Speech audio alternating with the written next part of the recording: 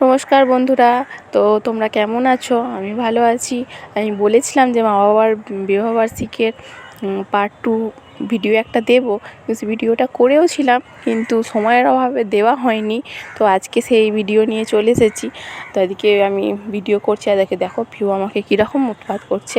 ওর একটা জামা ছোট হয়ে গেছে, ওর সেই জামাটাই পরতে হবে। তো চলো একদম চলে যাই রান্নাঘরে। তো রান্নাঘর থেকে শুরু করি, সকাল থেকে কী রান্না হচ্ছে সেটাই দেখাই।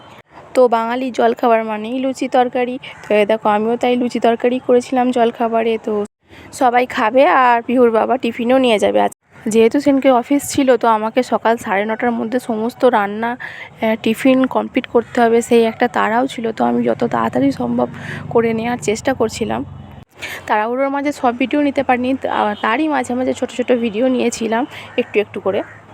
তো সেদিনের রান্নাতে ছিল উচ্ছে দিয়ে, আলু দিয়ে, বেগুন দিয়ে একটা চচ্চড়ি হবে, আর এদিকে ঢ্যাঁড়সের ঝাল হবে, আর এদিকে দেখো মাংস এনেছে। তো মাংসটা লাল লাল ঝাল ঝাল করে ঝোল হবে। তো এইটুকুই হয়েছিল, তার সাথে ছিল চাটনি আর পাঁপড়। তো এদিকে দুদিকে দুটো কড়াই চাপিয়ে দিয়েছি যাতে তাড়াতাড়ি রান্নাটা হয়ে যায়। আর এদিকে পিউ এসে গেছে ফোন নিতে, ও ফোনটা নিয়ে যাবে, কার্টুন দেখবে। আর পিউ চিকেন খেতে ভালোবাসে, তাই একবার এসে উঁকি মেরে দেখে গেল চিকেনটা রান্না হয়েছে নাকি। আর একটা পাঁপড় ভাজা এসে নিয়ে গেল, পাঁপড় ভাজা খেতে খেতে ফোনে কার্টুন দেখবে।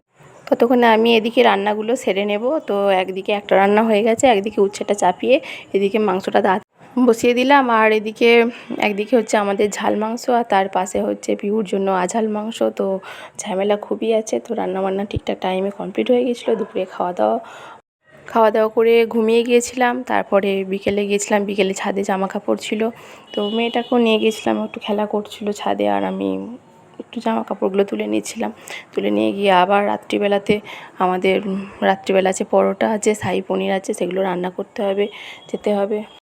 জামা কাপড় তুলে এবার নিচে যেতে হবে, নিচে গিয়ে মেয়েকে খাওয়াতে হবে, সন্ধেবেলা চা করতে হবে, তারপর এবার রাত্রিবেলা রান্নার জোগাড় করতে হবে। তো এই যে শাহী পনির আর 4 চৌকো পরোটা করেছিলাম। তো এই পনিরই আমি ফার্স্ট টাইম বানালাম।